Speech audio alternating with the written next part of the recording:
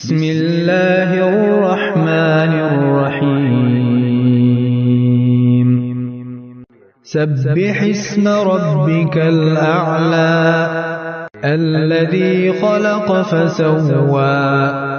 والذي قدر فهدى والذي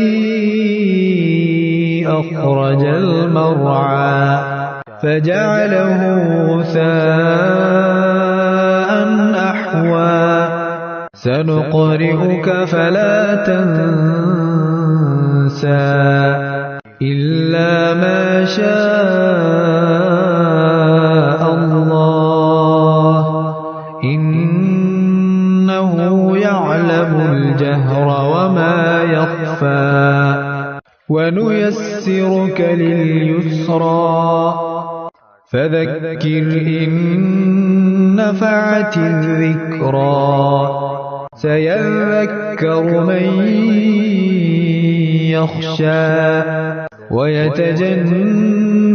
الأشقى الذي يصلى النار الكبرى ثم لا يموت فيها ولا يحيا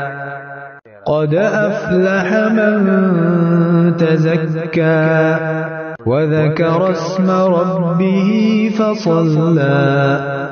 بل تؤثرون الحياة الدنيا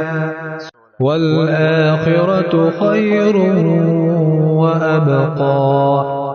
إن هذا لفي الصحف الأولى صحف إبراهيم وموسى